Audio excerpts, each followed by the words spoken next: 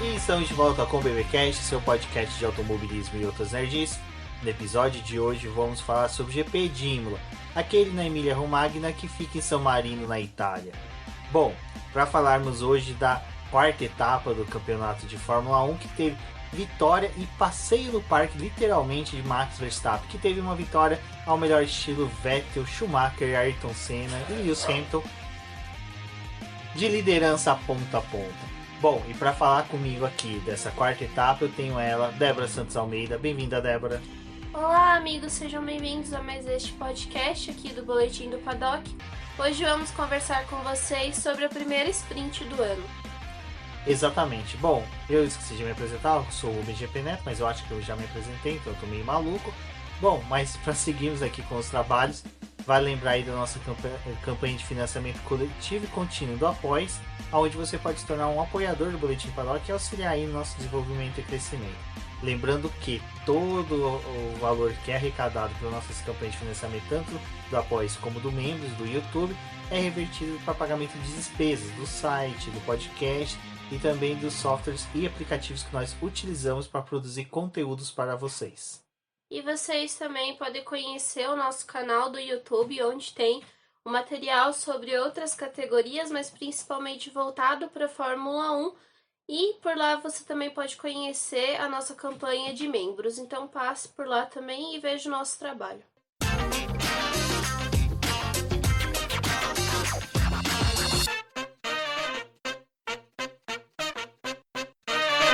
Bom, como a Débora até falou, esse foi um final de semana já diferente, que foi a primeira sprint. Mas antes de termos aí a primeira sprint, né? A gente já via acompanhando aqui, vocês também ficaram sabendo pelo meio do Boletim Paddock do BBcast e também nas nossas lives que a gente via comentado que o Carlos Sainz vinha negociando aí com a Ferrari, tentando, né, um contrato maior do que a escuderia italiana estava oferecendo para ele. Bom, no começo da semana a gente teve aí a notícia, né, de que foi feita a assinatura do contrato, onde que ele renovou o contrato com a Ferrari. E Débora, não é uma surpresa porque o Carlos Sainz é um piloto que vem sendo elogiado há muito tempo, mesmo com a saída dele prematura no GP da Austrália e até mesmo o que aconteceu hoje. Não, eu acho que nada impede mesmo de que ele tenha, a Ferrari tenha feito certo de renovar com ele e ele mesmo de ter exigido um contrato maior com a Ferrari. Não tinha muito como ele passar por cima do que a Ferrari já tinha fechado com o Leclerc. Então o Leclerc também tem um contrato até 2024, então não tinha muito como o Sainz exigir, né, algo a mais, até porque o Leclerc é a estrela da casa e o Sainz foi aquele piloto que eles acharam para poder ocupar uma vaga ali na saída do Vettel, mas ainda assim a aposta deles é com o Monegasco. Com tudo que foi acontecendo no ano passado e por ele ter conseguido demonstrar um bom desempenho com o carro da Ferrari que não era para ele, eu acho que isso também contribuiu bastante para que a Ferrari renovasse com ele o contrato. Mas uma das coisas que o Binotto deixou claro é que eles estão tentando preservar a equipe ao máximo, né? Como eles estão tendo um bom desempenho, não tinha por que trocar o Sainz e provocar uma ruptura de desempenho e desenvolvimento da Ferrari, trazendo um outro piloto que talvez não tenha o conhecimento do carro ou também não esteja preparado para poder assumir esse assento. Então eles acabaram optando por renovar por mais 2 anos esse contrato do Sainz e também foi uma jogada da própria Ferrari para poder não deixar ele disponível para que outros times fizessem a contratação. O Sainz ele já estava sendo procurado por outras equipes, mas dessa forma a Ferrari também acaba eliminando a concorrência e deixando o Sainz ir para um outro time. Talvez ele até ajudasse a levantar ou a reerguer e tornar uma possível equipe que ia desafiar a Ferrari. Então eles não deixaram o Sainz aí à solta. E obviamente acho que essas 2 corridas que ele teve, que foram um pouco mais complicadas, onde ele não pontuou, não é nada que afete essa decisão da Ferrari, até porque essas coisas acabam acontecendo. Foi uma fatalidade, mas o Sainz ele sabe o potencial que ele tem E coisas assim poderiam ter acontecido também com o Leclerc ou com outro piloto que estivesse ocupando a posição que ele tá. Então é algo que é natural. E o bom é que a Ferrari vai poder dar continuidade a tudo que eles estão desejando para os próximos anos. Ou melhor dizendo, né, até a gente ter uma mudança aí do motor. Bom, Débora, e é legal que a gente, esse final de semana, para o pessoal que tá ouvindo isso, talvez daqui uns 10 ou 15 milhões de anos, não saiba, esse final de semana a gente teve aí o carnaval, né? Porque em decorrência do Covid, o pessoal deslocou as festas de carnaval para essa data, principalmente os desfiles das escolas de samba, e muitas cidades aproveitaram para ter os bloquinhos de rua. Então, feriado no dia 21 de Tiradentes, santo padroeiro dos mineiros, né? Depois na sexta-feira teve a emenda, então para nós que somos fãs de automobilismo, de Fórmula 1 principalmente, foi um prato cheio, porque a gente conseguiu acompanhar todas as atividades, desde quinta-feiras, entrevistas e tudo mais. Mas mais importante é que como sexta-feira era uma sexta-feira de sprint, isso quer dizer que na sexta-feira a gente vai ter um treino livre que vai ser bem movimentado, e dessa vez foi bem peculiar por causa da chuva, e vamos ter o treino classificatório, né, para Sprint Race. Mas, Débora, primeiro a gente teve esse treino livre na sexta-feira, que, assim, foi com chuva e tivemos que obrigatoriamente ter carros em pistas, né, porque ninguém tinha dados praticamente desse carro com essa pista, e principalmente com chuva torrencial, como estava acontecendo. A sexta-feira ela foi marcada pela chuva. Na verdade, o fim de semana em Imola teve uma temperatura instável e também era uma temperatura mais baixa do que tinha sido enfrentado até então. Acho que eles pegaram só uma temperatura tão baixa assim durante os testes que foram realizados em Barcelona, porque também era uma época fria do ano. Mas os testes mesmo desse carro em chuva não tinha sido realizado. O que a gente teve foi uma avaliação dos pneus lá em Barcelona durante o último dia de treinos livres da sessão que teve da pré-temporada lá, né? E a Pirelli acabou até molhando a pista e o pessoal foi para a pista, fez aqueles testes dos pneus. Mas rapidamente a pista secou porque não estava no clima, né, realmente, de chuva. E dessa vez eles estavam no circuito em que eles iam lidar com o frio durante o fim de semana e tinha possibilidade de chuva a qualquer momento. Esse primeiro treino livre era o treino mais importante do fim de semana, porque era o único momento que os times tinham para poder avaliar os carros, mas também já fazer as suas configurações para classificação e também para poder optar o que eles iam desejar traçar para o restante do fim de semana. Os carros já entravam no parque fechado, então não tinha a possibilidade de ficar mexendo neles no restante do fim de semana. E eu até vi o pessoal comentando, né? Mas como assim parque fechado se tem carro desmontado no segundo treino livre, se estão mexendo em freio, como aconteceu no carro da McLaren no sábado, né, pela manhã. Eles têm algumas configurações que não podem ser mexidas depois da classificação, e isso também é estipulado para sprint mesmo com treino livre. Vale lembrar que, principalmente pra galera que joga videogame, sabe quando você faz aqueles ajustes no setup do carro, de dosagem de asa, mais asa na frente, mais asa atrás, distribuição de peso, cambagem dos pneus, essas coisas. Porque, tudo bem, cambagem dos pneus é um exemplo, mas só que a Pirelli dá o mínimo e o máximo, mas só que você tem ali uma medida que você pode utilizar. Então, essas numerações, elas são meio que lacradas, sabe? Isso daí é meio que fechado. Você só pode alterar Você só realmente... mexe coisas de segurança. Exato, como a Débora falou, mexer nos freios. Os freios não estão correspondendo, não estão freando tão bem. É uma questão de segurança, então tem que trocar. Só quis fazer essa adenda, Débora, porque às vezes eu entendi o que você falou e eu vi realmente o pessoal falando muito sobre isso. É parque fechado, mas os caras podem desmontar o carro? Você pode desmontar o carro inteirinho, mas na hora que você monta de novo, o fiscal da FIA vai ver o setup que está no carro. Se o setup não bater com o que estava antes nos itens aerodinâmicos e de desempenho do carro... Tem coisa que é lacrada também, né? Eles tem selo da Eles FIA. põem selo, passam até aquelas canetinhas com tinta, uma coisa bem assim, que a gente pensa que é simples, modesto, mas que é muito eficiente para essa fiscalização da FIA. Então, e isso acabou que fez com que os times já estipulassem algumas configurações para o restante do fim de semana. A própria Red Bull levantou o carro na sexta-feira e deixou a parte traseira dele um pouco mais levantada, porque eles estavam pensando na situação de chuva para o restante do fim de semana. A gente teve um desempenho muito maior da Red Bull, que a gente vai até comentar no restante do podcast, mas isso foi uma escolha deles. A própria Ferrari também fez as suas escolhas ali para poder, acho que ter um carro meio que intermediário para poder lidar bem na chuva, mas também na pista seca, também era um carro que estava com um bom desempenho. Acho que uma das poucas equipes assim que a gente viu arriscando mais na sexta-feira foi a Alpine, que levou para o Fernando Alonso um pacote de atualizações do carro da Alpine ali. A gente teve algumas modificações e o Alonso teve que, além de testar e verificar questões de ajuste, também estava analisando esse pacote. Mas a situação com a pista molhada acabou que já mostrava o que ia acontecer no restante do fim de semana. Não tinha muita aderência nessa pista.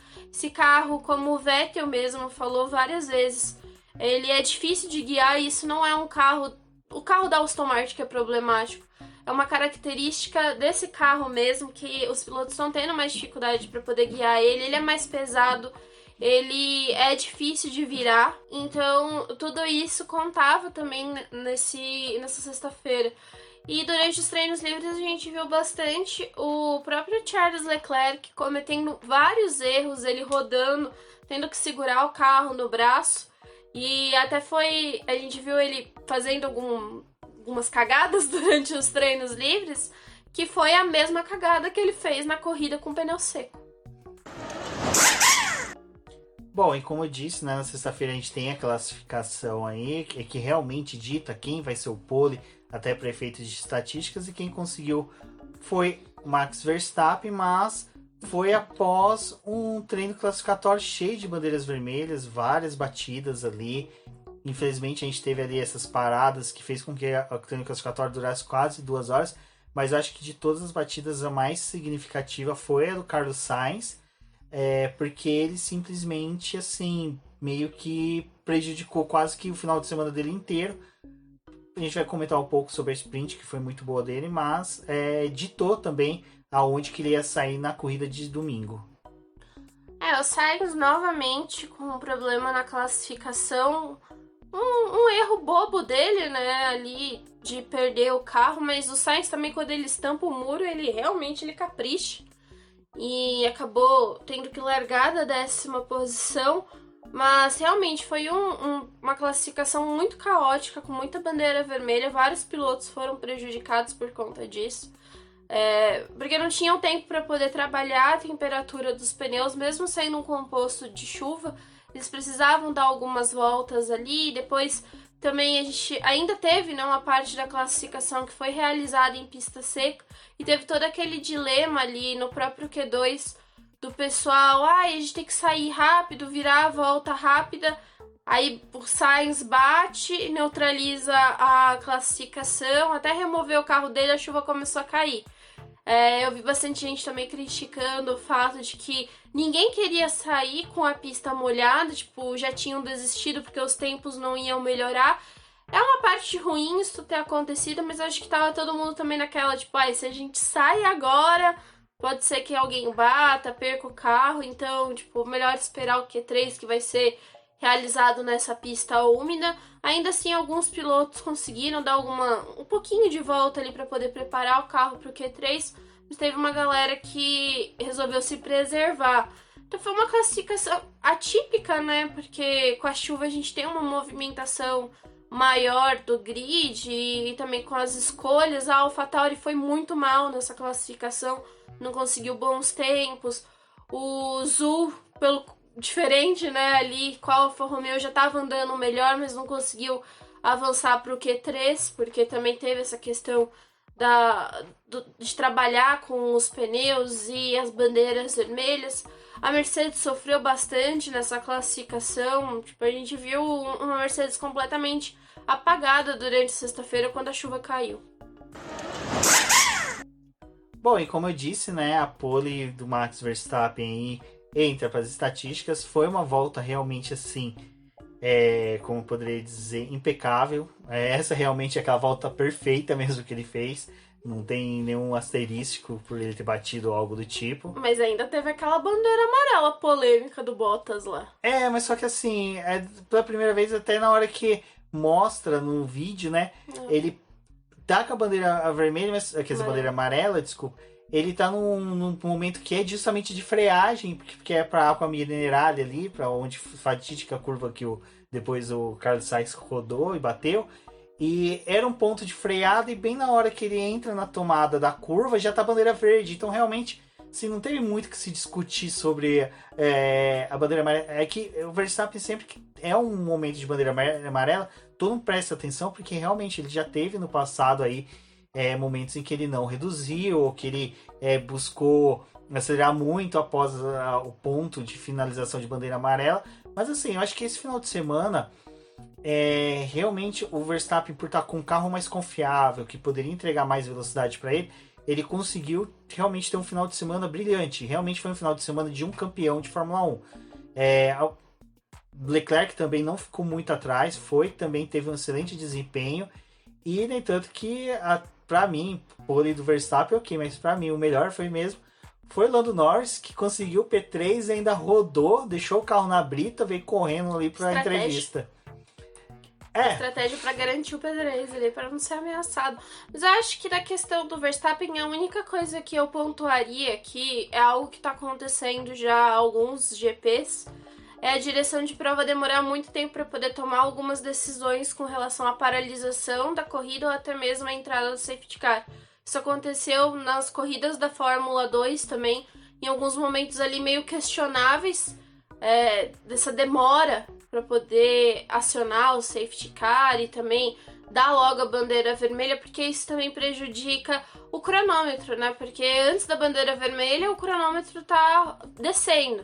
Quando eles dão a bandeira vermelha, o cronômetro para, e aí depois, quando a sessão for retomada, né, na classificação, eles podem usar aquele tempo para poder fazer as voltas. Então eu acho que eles demoram um pouco para poder tomar uma decisão ali com relação à saída do Bottas, e foi algo assim, tipo, o Verstappen nessa corrida conseguiu terminar a volta dele e fazer a pole. No GP passado, quando eles deram a bandeira vermelha, o Sainz não tinha fechado a volta dele, era a volta rápida, a única volta rápida que ele tinha. Então a direção de prova ainda tá aprendendo a lidar com as coisas. E foi decorrência, até o pessoal da transmissão da Fórmula 2 falou, né? Decorrência um pouco do que aconteceu ano passado em Abu Dhabi. Então é um preço caro que a categoria vai pagar por ter que esperar para entender o que eles vão decidir. Realmente, teve momentos ali que nem no caso do Bottas, a bandeira dupla amarela tinha que ter sido aplicada já rápido, porque assim, a gente em casa, a gente não tem a transmissão de todas as câmeras como o pessoal da FIA tem, sabe? Então assim, e quando acontece um incidente desse, o fiscal de pista, ele vai aplicar a bandeira amarela, porque ele já viu o acidente, e ele já sabe que tem que dar a bandeira amarela ali, automaticamente já chega o recado pro pessoal de direção de prova. E aí eles acabam instruindo se vai ser... E eles já têm a imagem ali na tela. Pô, dá pra você ver que o carro tá num ponto perigoso. E o do Bottas não foi batida, né? Foi um problema, mas ele já tava avisando que o carro tava com problema, então ele ia parar. Então acho que o time realmente tá um pouco complicado, mas só que assim, nada macula a pole do Verstappen. Boa. E aí é aquela coisa, né? É a pole, mas não é aquela decisiva para domingo. A gente ainda tem o sprint no sábado. Bom, e aí foi interessante, né, Débora, que sexta-feira com chuva, sábado, tempo seco. Sabe? Úmido ali por causa da noite que choveu, mas só que quando já chegou pro TL2 e pra sprint, a pista já estava seca.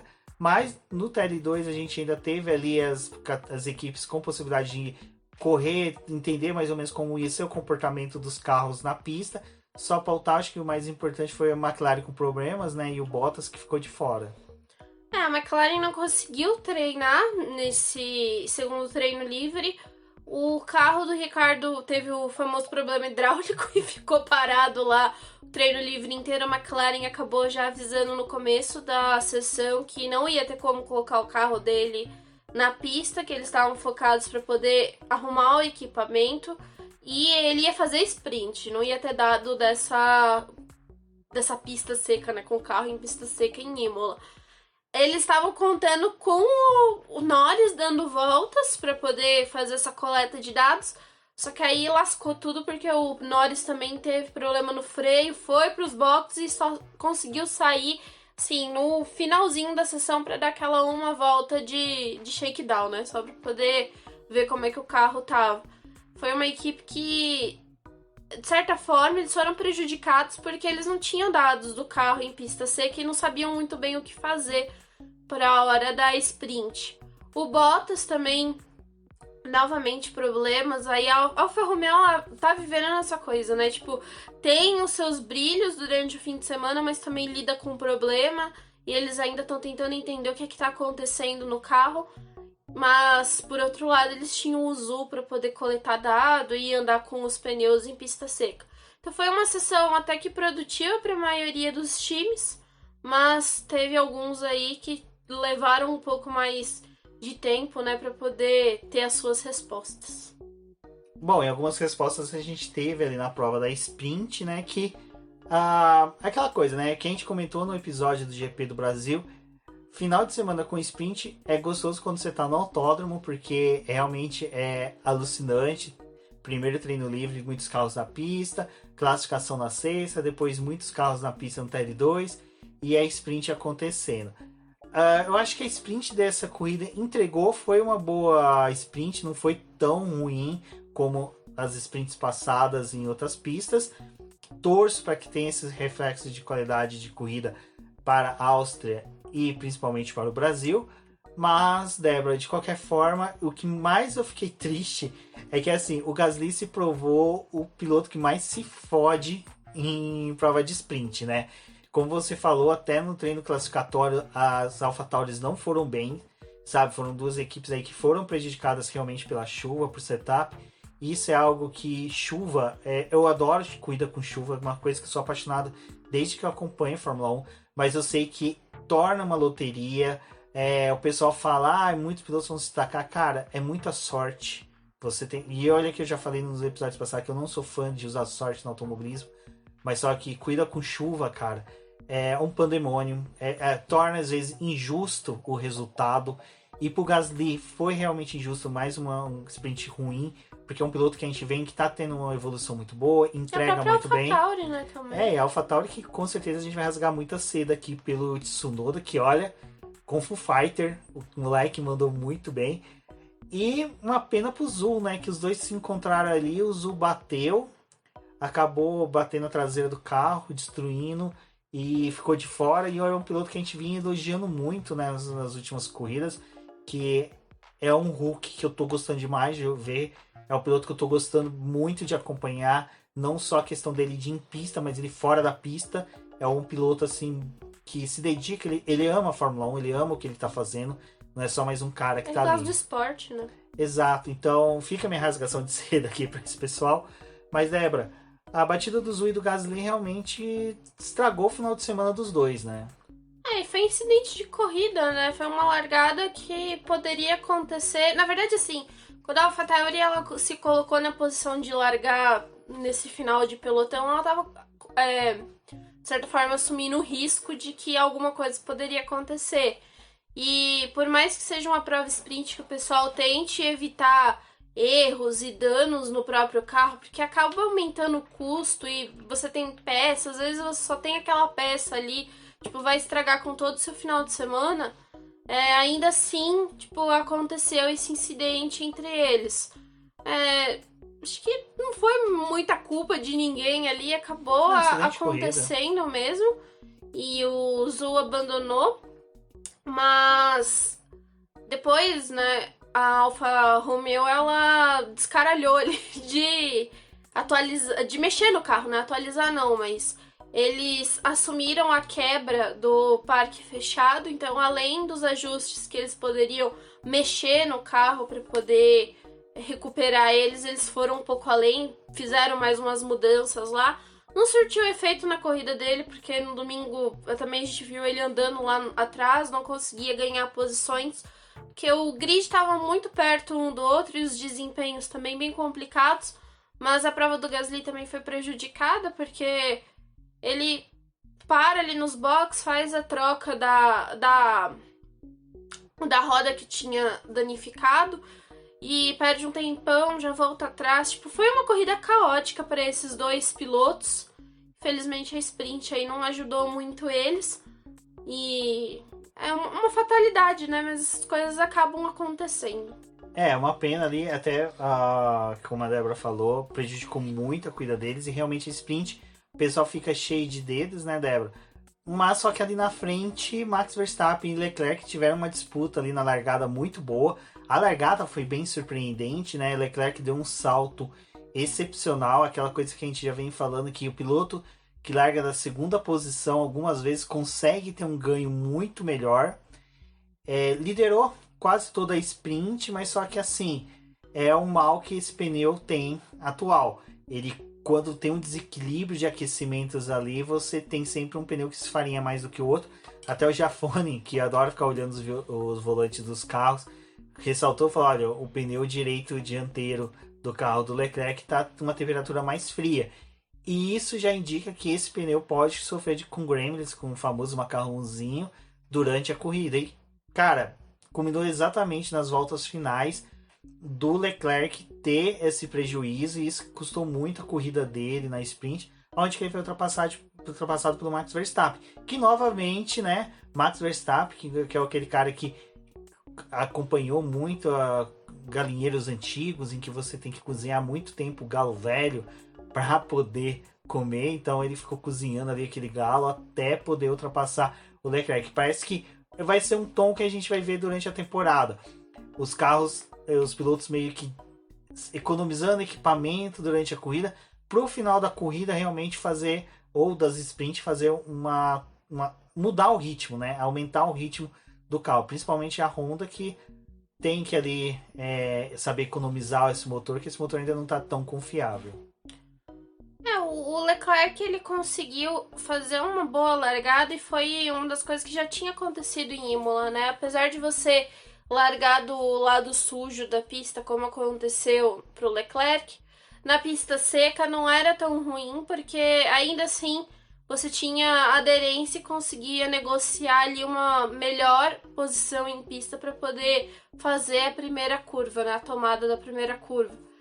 Na situação de chuva, aí mudou um pouco essa coisa de você largar do lado limpo ou do lado sujo da pista.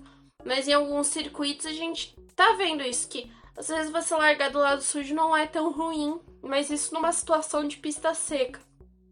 E foi uma largada muito boa do Leclerc, mas ele mesmo, depois da corrida, ele acabou assumindo. Ele falou: eu consumi muito do meu equipamento no começo da prova para poder fazer uma boa largada, superar o Verstappen e administrar a corrida na primeira posição. A prova sprint não tem a obrigatoriedade de realizar uma parada, então ele podia largar com os pneus ali e terminar a prova com eles mesmo. Mas isso acabou até, de certa forma, prejudicando a corrida do Leclerc no final, porque ele já não tinha mais equipamento, o pneu já estava todo desgastado e ele não conseguiu segurar o Verstappen. E ainda assim ele fez umas voltas ali se defendendo do Verstappen, que foi bem legal, porque tinha aquelas estiringadas do carro e daqui a pouco o Verstappen acabava grudando de novo no carro dele, só com uma zona de DRS ativa, então também deu uma outra mecânica ali para aquele final de prova. E aquela liderança que o Leclerc teve de mais de 2 segundos no começo da corrida, depois foi o Verstappen que conseguiu assumir, né? Quando ele faz a ultrapassagem no Leclerc, rapidinho ele abre também 2 segundos para o Leclerc. Foi uma corrida interessante, acho que valeu para o pessoal conhecer os seus carros e ver ali os equipamentos, o potencial que eles tinham. E depois também fazer algumas escolhas para a própria corrida principal no domingo. Bom, e no domingo, né, Débora, a gente pode falar que antes de começar a corrida a gente já estava feliz da vida, porque teve um P2 ali do Enzo Fittipaldi. E durante a semana eu e a Débora vamos gravar um vídeo aí comentando o final de semana da Fórmula 2, porque vale um destaque, mesmo que o Drogovic tenha perdido a liderança do campeonato, não quer dizer que ele ainda não esteja com chances boas de retomar, foi só realmente uma questão de infortúnio ali, de estratégia da equipe, mas ele teve um excelente final de semana. E ao Enzo Fittipaldi aí que já fica nossos parabéns, que olha, foi uma corridaça do Baby Shark, né? O moleque mandou muito bem e teve isso, até eu brinquei no Twitter, cara, uma pista que chama Enzo Dino Ferrari, ter um Enzo Fittipaldi no pódio é muito emocionante, então valeu a pena aí pro pessoal que acordou cedo para assistir. Viu a pista seca, mas depois, quando voltou para assistir Fórmula 1, pista molhada, teve uma chuva boa ali que encharcou a pista. E Débora, pilotos começaram a corrida ali com pneus intermediários, né? E que já no começo da corrida ali a gente teve aquele encontro entre Carlos Sainz e Daniel Ricciardo, que foi um incidente de corrida, infelizmente, mas que fica com aquele sabor ruim, porque são os dois pilotos que realmente estão mais devendo, vamos pôr dessa forma, né? Carlos Sainz, um pouco pelo que aconteceu na Austrália e pelo que aconteceu na sexta-feira em Imola, e a gente não chegou a comentar ali na hora que a gente estava falando classificatório, na sprint, mas a corrida da sprint do Carlos Sainz foi excepcional, cara. Foi aquela que a gente viu ele fazer várias ultrapassagens, deu um ânimo, até para a corrida a gente tinha boas expectativas dele largando lá de trás, mas tudo acabou ali já na primeira curva com o encontro entre os dois pilotos, que, como eu disse, tanto o Daniel Ricciardo está precisando entregar um bom rendimento novamente, porque foi bem na Austrália, mas era interessante ele novamente entregar um bom rendimento agora em Imola. E o Carlos Sainz, que acabou de renovar, vem de uma corrida que ele saiu prematuramente, então tinha toda essa expectativa dos dois pilotos, o que eles iam entregar nesse GP. Infelizmente aconteceu o incidente entre eles. Na hora eu fiquei bem pistola. O que aconteceu? Desculpa, Ricardo. Desculpa. Eu também poupei os fãs de xingar ele um pouco no Twitter, sabe? Xinguei aqui em casa. Desculpa também, tá, Rubens? Mas não posso fazer nada. Foi até difícil o que aconteceu, não é mesmo, galera? Mas o Ricardo, ele ataca uma zebra ali e pista molhada, né? Acabou que perdeu o controle do carro. Na verdade, ele foi catapultado pra cima do Sainz, né? Os dois batem e o Sainz ficou numa situação pior porque passou ali pela brita e o carro atolou, não conseguiu sair, que nem o Ricardo contornou, né? E conseguiu se livrar ali dela. Foi também declarado um incidente de corrida, acho que também não tinha muito o que fazer. O Ricardo depois ele ficou até se sentindo culpado por ter tirado o Sainz e pós-corrida a gente tem aquela imagem dele indo na Ferrari para poder pedir desculpa. Ele ficou chateado com o que aconteceu e ele mesmo falou, né, assim, ele tem a consciência de que ele tá precisando entregar resultados para a McLaren. E a McLaren, ela tá numa quarta posição do campeonato de construtores, mas ela não tá próxima da Mercedes, né? Tem um gap ali e a Mercedes tá pontuando só com um carro, praticamente, porque é o Russell que tá trazendo mais pontos ali pra Mercedes. Não estamos desmerecendo o Hamilton, depois a gente explica a situação da Mercedes, mas o Russell tá tentando ajudar ali a galgar pontos pra Mercedes e eles estão se separando mais da McLaren. Esse final de semana era um final de semana para os dois carros da McLaren pontuarem e pontuarem bem para poder já desgrudar ali do que é a Alfa Romeo e daquele bolinho que tá atrás da Alfa Romeo, apesar de eles não estarem sendo ameaçados por esse time, mas era importante criar essa gordura.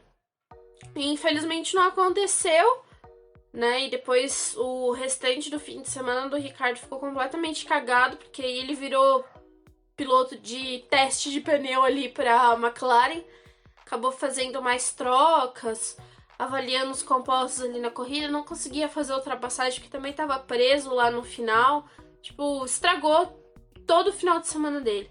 E a situação da Ferrari não deixa de ser diferente, porque a Ferrari ela chegou em Imola numa situação muito forte, conseguindo liderar o campeonato de construtores, mas com uma boa distância pra Mercedes e Red Bull, e no final das contas agora eles estão separados da Red Bull por apenas 11 pontos. Então, tipo, esse abandono do Sainz também fez muita diferença pro time. Como eu disse, né? É ruim pros dois, porque eles eram os pilotos que tecnicamente estão na mira das críticas, né? Sempre tem pilotos que ficam aí... E o Ricardo falou, né? Sempre comigo. Eu sempre tô envolvido nesses incidentes. Então, é ruim isso, sabe? Porque, assim...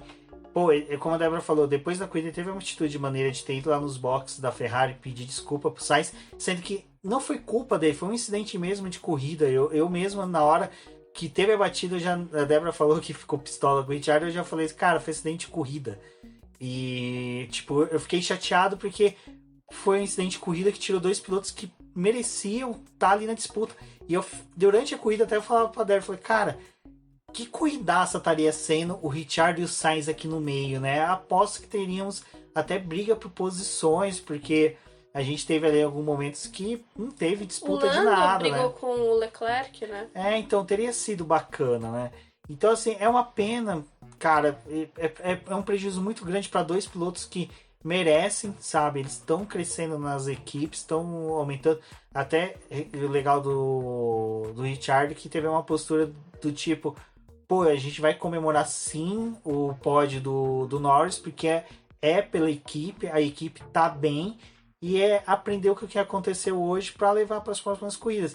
E o Ricciardo, até na hora do incidente, ele foi batido por trás com o Bottas batendo na traseira dele, que quebrou o assoalho dele. Então, o efeito solo, que é o que tá ajudando esses carros, o carro dele ficou prejudicado, porque o assoalho dele meio que abriu no meio. Então, os túneis ali de Venturi estavam perdendo eficiência. Então, para ele ficou muito vendido durante a corrida. Por isso que ele fez meio que utilizou vários pneus. Novamente, a McLaren utilizou ele para testar compostos e aí muda a chavinha, né? Já que você não vai poder disputar pontos, é a mesma coisa que aconteceu com o Hamilton, depois a gente vai falar sobre isso. Você vai fazer testes, você vai testar um setup diferente, você vai testar compostos diferentes, um ritmo de corrida diferente. Acho que a McLaren também estava até observando o carro do Ricardo para ver o que dava para poder fazer com o Norris ali na frente, porque se pintasse um outro safety car mais pro final da corrida que permitisse eles a fazer uma nova parada, talvez eles tinham uma ideia ali de, coloca um pneu duro, ou vai de médio mesmo, ou, sei lá, arrisca no macio. Então, o Sainz ficou ali com aquela... O Ricardo ficou com a corrida vendida, né? Não tinha o que fazer. Exato. Então, é ruim, mas, gente, é o que acontece, infelizmente. Bom, e além disso, o que a gente pode falar aí é torcer realmente para os dois poderem terminar Miami, né? Mas outro ponto que foi assim, já no começo ali, que a gente viu foi que como a largada foi com pista molhada, quem largou do lado que é o trilho da corrida, onde realmente os carros passam, que é a pista mais limpa, teve uma vantagem na largada. O Leclerc, por exemplo, não teve uma largada tão boa. Norris já conseguiu uma largada muito boa, o Verstappen conseguiu uma largada boa, o Pérez também, que estava daquele lado da pista, conseguiu uma largada boa, o Russell também, que pulou ali, salvo engano, 11º já para sexto, né, Débora? E o Lewis Hamilton, que largou do lado sujo da corrida, foi igual aos demais. Teve a corrida largada prejudicada, foi abocanhada ali por alguns pilotos. Então, se não me engano, acho que ele ainda perdeu pouco, acho que foi 2 só na largada, se eu não me engano. A chuva realmente ditou um pouco ali da onde que os pilotos iam ficar. E mesmo que a chuva fosse reduzindo durante a corrida, você tinha essa situação, né, Débora, de que dificilmente a gente ia ver ultrapassagem. Os únicos momentos que a gente ia poder ter ultrapassagem era na pista com chuva. Porque você ainda pode ousar sair do traçado para poder ir para parte molhada. Mas tem que evitar a zebra, né? Evitar a zebra, exato. Mas só que assim, fica meio ruim você ter disputas com essa condição de pista. À medida que a corrida foi avançando, a gente tinha o trilho seco ali, que foi até o que permitiu os pilotos aí instalarem os pneus de pista seca. Mas nesse momento ali em que tava já todo mundo com slick, quem tentava arriscar e ia pro molhado tinha tudo para poder perder posição, porque o pneu de pista seca na chuva né, no piso úmido, ele não funciona, ele começa a patinar o carro. Então, conforme a corrida foi avançando e tinha formado aquele trilho ali, ninguém queria arriscar muito. E ficava também com aquela corrida comprometida, porque você não tem muito o que fazer, vai realmente arriscar. Acho que um dos poucos aí que a gente viu tentando alguma coisa foi o Stroll. Foi muito corajoso de botar o pneu seco ali no molhadinho para poder tentar fazer ultrapassagem, mas de resto, o pessoal não tinha mais o que inovar, né? Acho que a melhor condição ali foi pós-largada, com os pneus intermediários, e no momento em que a pista começou a secar um pouquinho, que eles tinham que buscar o trilho molhado para poder resfriar esses pneus. Imola é um traçado muito difícil de ultrapassar. A corrida que o Sainz fez foi uma corrida completamente diferente, porque eles estavam em pista seca, num cenário que não foi o que vimos na corrida do domingo.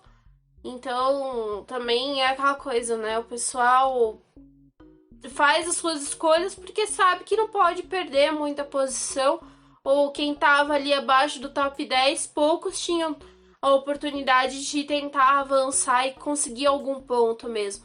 O Hamilton, em um momento da corrida, por mais que ele tenha ficado bastante tempo atrás do Gasly, brigado ali com o Gasly, a gente vê que tem um momento que ele meio que desiste, né? Tipo, mesmo que eu ultrapasse o Gasly, eu vou fazer o quê mais? Tipo, vou ganhar 1, 2 posições, não vou chegar no top 10.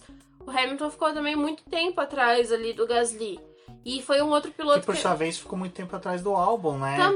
Então virou um trenzinho. Até desculpa te cortar, Débora, mas é uma coisa que vale o ouvinte entender, principalmente para quem Imola chegou agora. Então, assim, para quem não se recorda, nas temporadas anteriores que teve Imola, quando chovia, dependendo da etapa que era, você tinha realmente, era trenzinho, ninguém conseguia ultrapassar, pista estreita, então era uma pista muito truncada. Até o pessoal lá no grupo de apoiadores do BP, não me recordo quem falou, é uma Mônaco com área de escape, não tem muita diferença. E assim, às vezes não é desmérito do cara que não consegue ultrapassar. Até o Meira falando isso na live de quinta. É porque simplesmente não tem como você fazer. Eu disse que se você jogasse pro lado, pegar uma pista molhada, tinha chance de rodar e ainda bater no próprio Gasly. Então, fazer o que ele fez ali era a única alternativa que ele tinha. A gente viu lá, até o Meira falou, acho que, salvo engano, foi em 2005, Schumacher ficou a corrida inteira atrás do Alonso, porque não tinha como ultrapassar. E olha que o Schumacher é o cara que mais venceu, né, em Imola. Não tem, sabe? É uma pista ruim para se ultrapassar.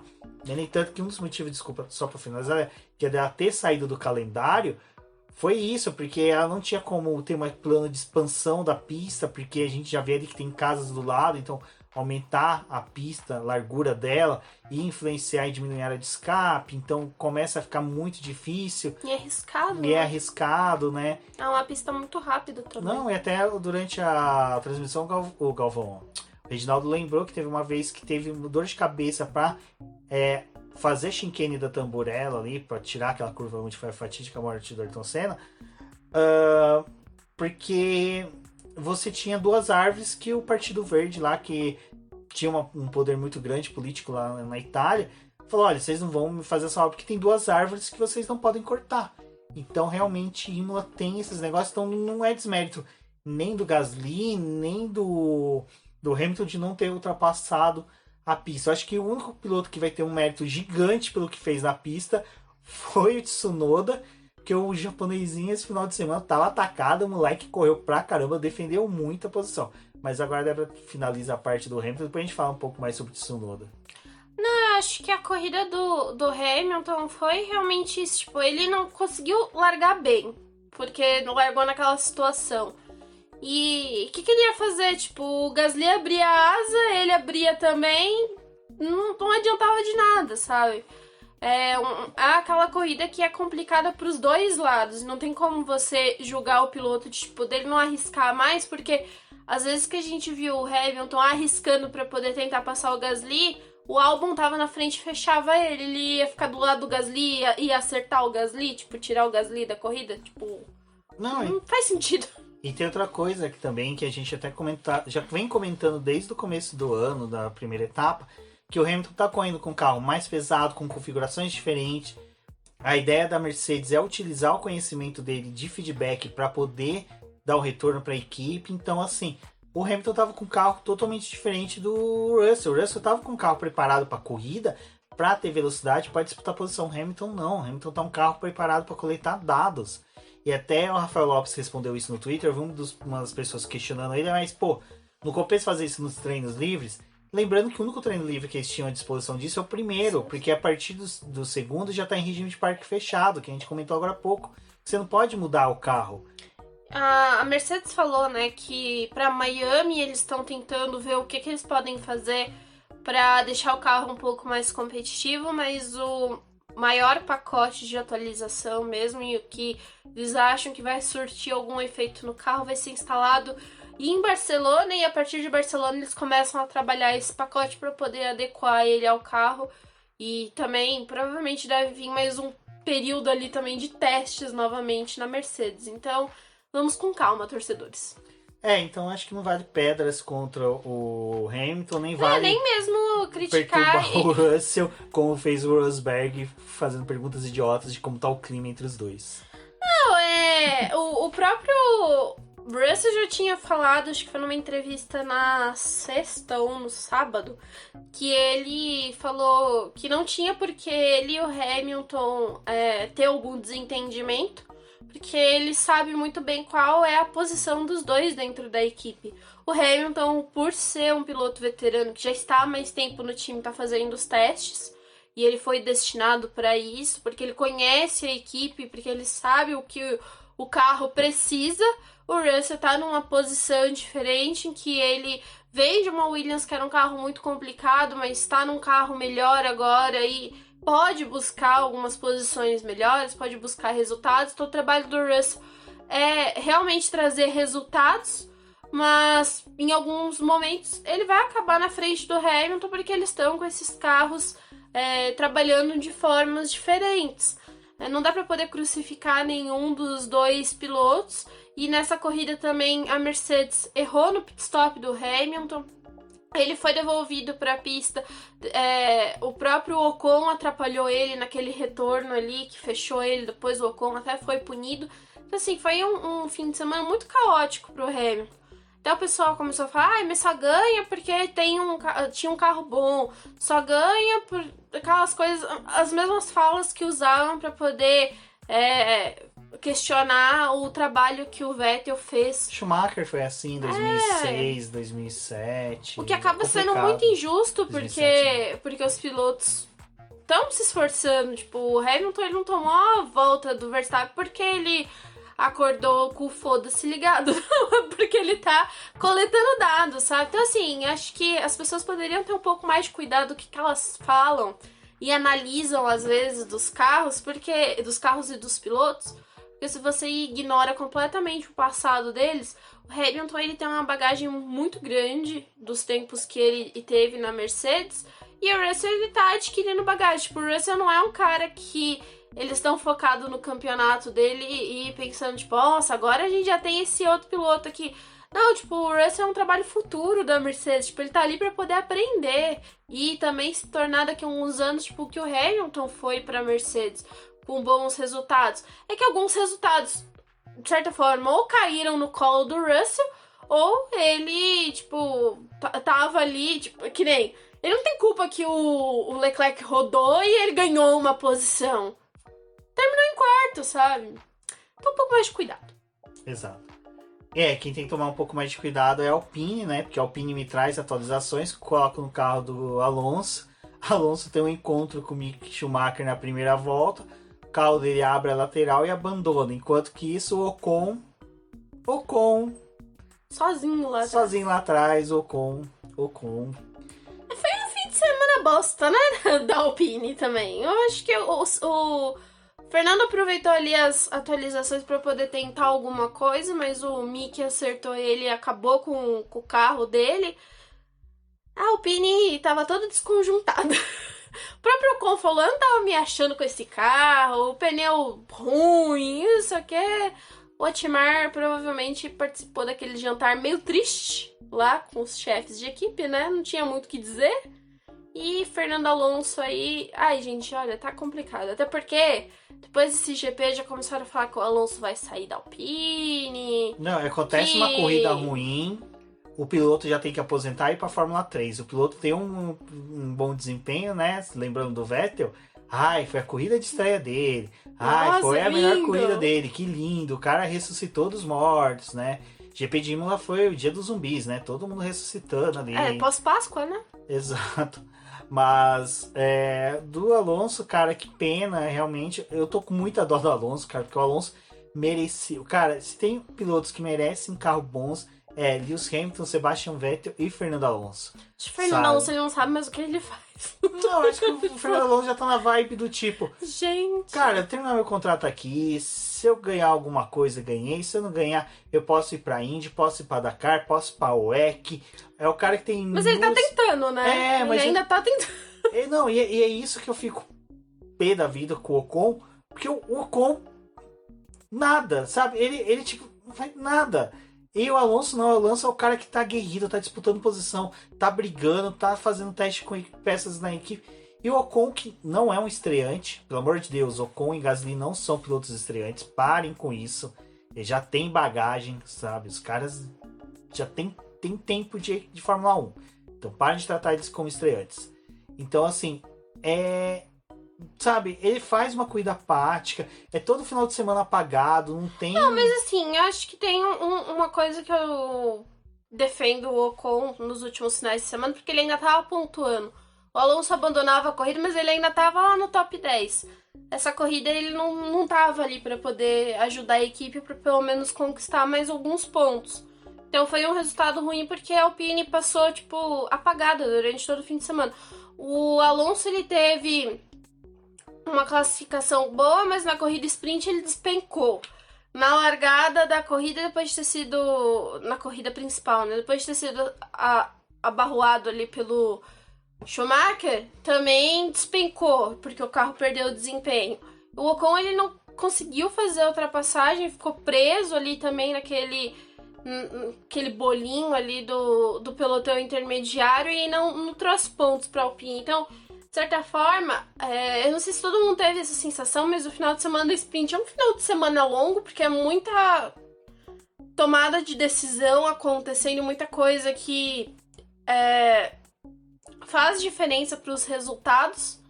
E faltou um pouco mais de empenho, assim, do Ocon para poder trazer um resultado, porque a Alpine precisava disso. Uhum.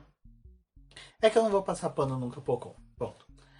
Bom, e a gente ainda teve, né, o P5 ali do Bottas, que foi um bom desempenho. Acho que, assim, a corrida do Bottas é excelente. Ele tá fazendo um bom papel na Alfa Romeo.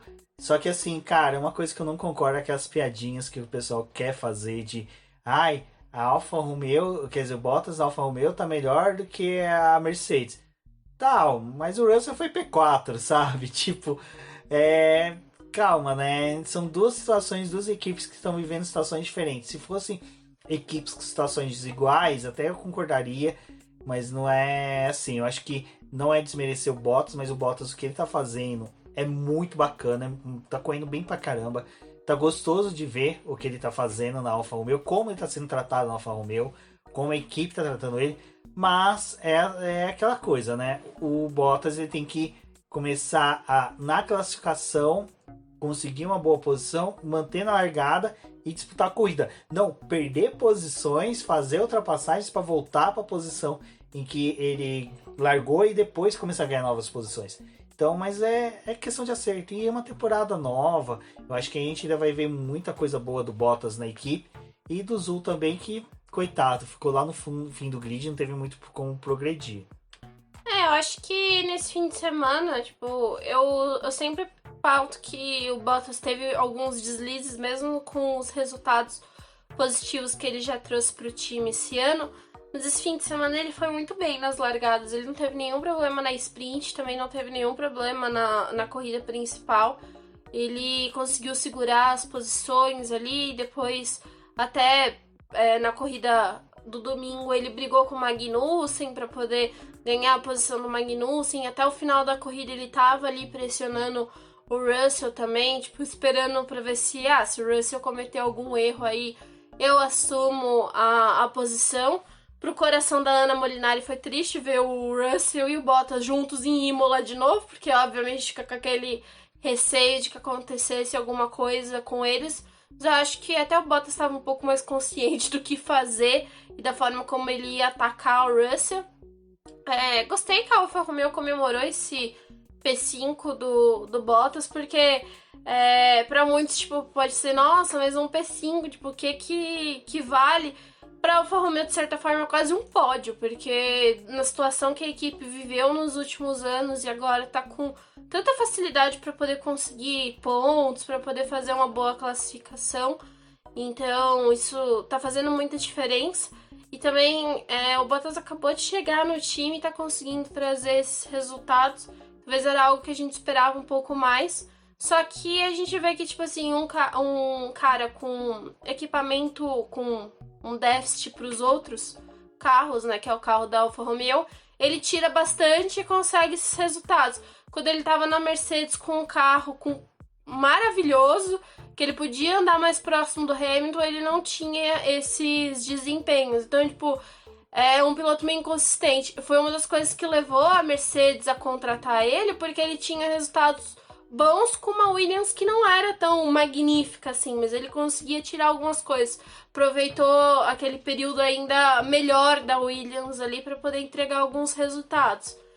Então, vamos ver o que acontece no restante da temporada. Não sou a pessoa que defende Bottas na Alfa Romeo, mas fiquei feliz esse final de semana, porque pelo menos a equipezinha está aí pontuando e está atrás só da bonita da McLaren, entendeu? Até passou a Alpine. E no final a gente teve 2 sprints, né? Porque ali faltando 10 voltas pro final da corrida, com a pista secando, Max Verstappen, o Sérgio Pérez e o Leclerc fizeram pit stops, não nessa sequência, mas houve até ali um blefe da Ferrari para fingindo que ia chamar o Leclerc pro pit stop. A Red Bull respondeu com o Pérez, mas esse blefe não devia ter sido um blefe, tinha que ter sido um pit stop mesmo, né? Porque na disputa ali, depois a gente viu que não deu muito certo o Leclerc ter feito uma volta depois do Pérez, o pit stop. Mas com esse mini sprint que a gente teve ali no final, foi legal que a gente começou a ver os pilotos virarem num ritmo muito mais elucidante, terem brigas um pouco mais interessantes e infelizmente aconteceu a batida do Leclerc. Por que eu falo infelizmente? É ruim porque até mesmo o Leclerc é um piloto que a gente vê que sofre muito psicologicamente, até mesmo quando tem essas divergências que acontecem assim na pista. Torço para que isso não afete ele durante o campeonato, mas infelizmente a batida dele tirou pontos preciosos que ele precisava manter ainda de gordura para o Verstappen. Hoje os dois estão só com 27 pontos de diferenças um para o outro. Isso não é algo assim, que o tifoso tem que ficar tão preocupado, porque mesmo uma vitória e uma volta mais rápida do Verstappen, hipoteticamente, numa corrida que o Leclerc vem abandonar, o Leclerc ainda ficaria com pontos de vantagem. A gente já viu que dá para se ganhar campeonatos com pontos de vantagem. Então, eu acho que só que essa luz que estava acesa de emergência na Red Bull passa a estar na Ferrari, sabe? Porque a Red Bull teve quebras no motor. Quebras como eu falo, importante acontecer na pré-temporada, porque você identifica e já sana ela pro resto do campeonato. A Red Bull provavelmente já viu onde que o motor estava falhando e já sanou isso, já resolveu, aparentemente. Então, para a Ferrari agora é o seguinte, tem que capitalizar pontos. E a mesma coisa a Red Bull está pensando, nós temos que capitalizar pontos. Então, a disputa entre as duas equipes e os 4 pilotos vão ficar bem bacana. Eu estou muito feliz pelo Pérez, que o Pérez está demonstrando que se acertou muito com esse carro. Essa disputa final ali com o Leclerc foi uma disputa excepcional. E o Pérez cada vez mais a gente está vendo que sabe disputar posição com outros pilotos, brigar de igual para igual. Então foi bem legal essa sprint final que teve dentro da corrida, né, Débora? Mas fica esse pesar aí ao nosso menino Leclerc, que não deve se xingar no rádio porque não foi estupidez dele. Ele estava buscando ultrapassar, tentando ser mais rápido do que o carro poderia ser naquela pista semi-molhada, né? Mini molhada, vamos por dessa forma. Acho que a Ferrari ela arriscou ali também no final da corrida, porque no momento em que ela faz a parada do Leclerc, ela desencadeia as paradas do Pérez e do Verstappen, né, que foram em resposta à parada do Leclerc. Mas a vantagem deles de fazer isso é que às vezes você acaba colocando o seu adversário naquela posição de resposta em que ele, tipo, pode cometer um erro, ele pode ter algum problema no pit stop. O pit stop da Red Bull foi um reloginho, funcionou muito bem, mas ali na volta pra pista, né, a gente vê ele, o Leclerc e o Pérez brigando. Depois tem essa falha do Leclerc de perder o carro, mas a corrida continuou, né? O ruim é que o Leclerc teve as últimas voltas da prova precisando fazer ultrapassagem e galgar a posição ali, e só conseguiu o P6, porque não tinha mais como ele avançar e reduzir o tempo ali até pro Bottas para poder tentar um P5. E a Red Bull se aproveitou disso para poder fazer uma dobradinha sem ser ameaçada, né? Para poder estabelecer pontos que para eles eram importantes depois dos abandonos que sofreram. E a vantagem aí que a Ferrari tinha acaba sendo reduzida. Para o campeonato é legal porque coloca os dois times novamente numa posição de batalha. A Ferrari estava numa folguinha ali até tranquila na liderança. Agora ela precisa que os dois pilotos pontuem e que a Ferrari também ela precisa agora começar a trazer pacotes de atualização, né, para esse carro. Não dá mais para poder ficar confiando que ele tá tão superior aos seus adversários quando a gente tá vendo todo mundo ali fazendo pequenos ajustes. Então acho que agora é o estalo aí para a Ferrari fazer as mudanças no carro. Em Imola ela foi super contida e não levou nada. Eles não queriam perder tempo com isso, eles estavam contando com o carro que eles já conheciam. Tomaram toda essa sacudida aí da Red Bull, que teve um final de semana realmente perfeito com o Verstappen, né? Que ele liderou essa corrida do domingo de ponta a ponta, conseguiu a volta mais rápida. Acho que é um luxos assim que a Ferrari não pode deixar a Red Bull ter se eles querem se manter na liderança do campeonato, tipo, sem perder essa liderança até o final. Então vamos ver o que eles conseguem trazer para Miami, mas principalmente para Barcelona, porque é o marco zero aí para os times, é onde eles realmente levam atualizações, porque eles já conhecem a pista, e aí definitivamente vai começar o campeonato na Europa.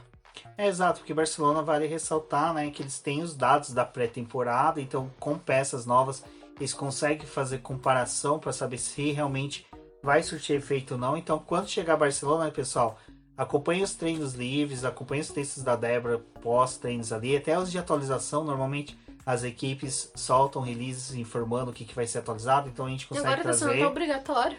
Exato, então a gente vai conseguir trazer um material bem bacana aí com vocês. Lembrando que quinta-feira antes dos GPs a gente sempre faz uma live ali para discutir o que vai acontecer, o que tá tendo de novidade. Então acompanhem também, se inscrevam no canal do Boletim do Paddock do YouTube. E para finalizar, né, Débora, aquilo que a gente falou, sprint normalmente dá certo no GP do Brasil, né? Essa sprint no San Marino, lá em Imola, foi boa, foi ruim? Bom, eu vou falar um negócio aqui, porque a gente não falou do Tsunoda, né? Então eu vou aproveitar e falar do Tsunoda e falar disso daí.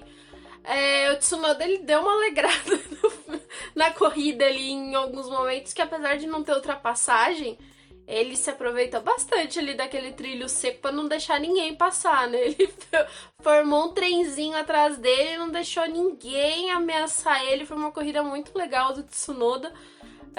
Um piloto que tava, assim, muito seguro mesmo com todo mundo que tava atrás dele. E foi uma gracinha também depois da corrida ele falando que tinha aprendido muito com o Hamilton nessa prova. O Tsunoda, ele gosta de levantar a moral dos velhos, né? Já falou do Alonso no ano passado, quando ficou um período ali atrás do Alonso também. Agora falando que tinha aprendido com o Hamilton, que gostava das corridas do Hamilton. Vamos ver aí. Olha, Tsunoda, estou esperando elogios para o Vettel, entendeu? Agora é o seu momento também de brilhar aí. Não, e assim, a sprint foi muito boa. Gostei. Mas, então gostamos da sprint. Mas você falou do Tsunoda que a gente esqueceu de falar. Esqueceu de falar das Aston Martin, né? Sim, também. Que até que enfim brotaram, né? Surgiram ali. Conquistaram os primeiros pontos da temporada. E os dois carros no top 10. Então isso foi muito bacana.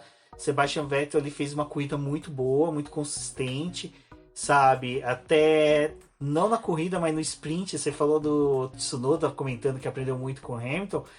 É legal. Cara, eu falo, o Twitter é muito bacana. Tem momentos que são chatos, insuportáveis, mas tem muita coisa boa ali. Tem alguns perfis de pilotos que são dedicados a pilotos de equipes que fazem um trabalho muito bom. Um deles é do Mick Schumacher Brasil.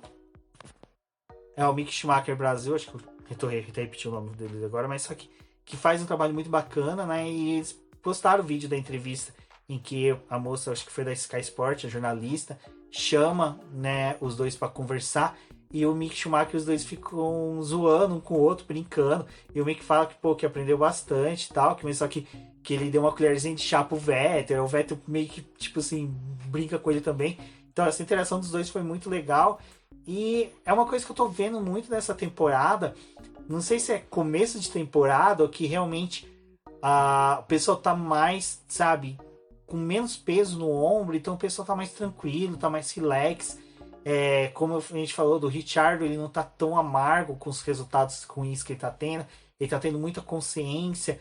E o Vettel também, hoje, um puta desempenho que teve. Torço para que a Aston Martin tenha se acertado ali para poder colocar pelo menos o Vettel e o Stroll em posições boas de disputa dentro da pista. A gente sabe que não cabe todo mundo dentro do top 10. Mas aqueles que merecerem tenham carro para disputar e ficar ali. Então o Vettel é um cara que seria interessante a gente ver disputando ali para chegar top 3, top 10. A mesma coisa o Mick Schumacher, né, que a gente não comentou, no sprint finalizou no top 10, largou também no top 10, fez uma corrida excepcional. Então vocês viram, a gente tem muitos personagens que teve destaque, a gente não consegue falar tudo no podcast. Então acompanha a nossa live aí terça-feira, em que a gente vai falar bastante aí sobre e muito mais sobre a corrida de Imola. Acho que a sprint foi bem legal, a gente teve vários pontos interessantes, acho que os primeiros pontos da Aston Martin também foram algo que acabou agregando nesse fim de semana, porque em 4 etapas que a gente teve, e apesar de todos os problemas que esse time teve, eles finalmente conseguem os seus primeiros pontos do ano, então pelo menos nessa temporada ninguém vai terminar zerado, já tá todo mundo com alguns pontinhos aí, mesmo que a Williams esteja com apenas um ponto. Vamos ver como é que vai ser a disputa da Williams com a Aston Martin no restante do ano, ou se a própria Aston Martin vai ter um carro melhor aí para poder brigar com os times que estão à sua frente no campeonato de construtores. Acho que o saldo desse fim de semana foi positivo. Ainda é difícil de dizer se foi por causa da chuva que deu toda essa bagunçada. Vamos ver também como que será a corrida na Áustria e depois a sprint do Brasil. Mas acho que palminhas aí para quem, né, manteve a sprint por enquanto. Vamos ver, agora já estão tentando enfiar 6 sprints ano que vem, aí também vamos com calma, né, Fórmula 1? Porque não é porque a gente gostou de uma corrida que a gente tá querendo 6, né? Vamos ver, vamos com calma. Vamos analisar isso daí com muita parcimônia. Exato, mas é isso, pessoal. Acredito que a gente conseguiu falar da maioria dos pontos. É lógico, sempre fica uma coisinha ou outra de fora. Então, para isso, temos a live aí na terça. Se você ouviu o podcast, comente com a gente nas redes sociais. O que você achou do GP, o que você gostou, o que você não gostou. Cornetem também a gente, pode ser que a gente tenha dado algumas caneladas aí. Compartilhem o podcast. Exatamente, o mais importante, ouviu, dá um screenshot, compartilhe nas redes sociais, marquem a gente, é importante pra gente ver quem tá ouvindo a gente, poder também interagir com vocês. E, como dito, terça-feira tem live, então já ouviu aqui, já anota a sua pergunta, traz lá no chat pra gente, que vamos ter total prazer em respondê-los. Bom, eu sou o BGP Neto, agradeço a todos que ouviram até aqui, um forte abraço e até o próximo. Obrigada a todo mundo que escutou o episódio até aqui e até uma próxima.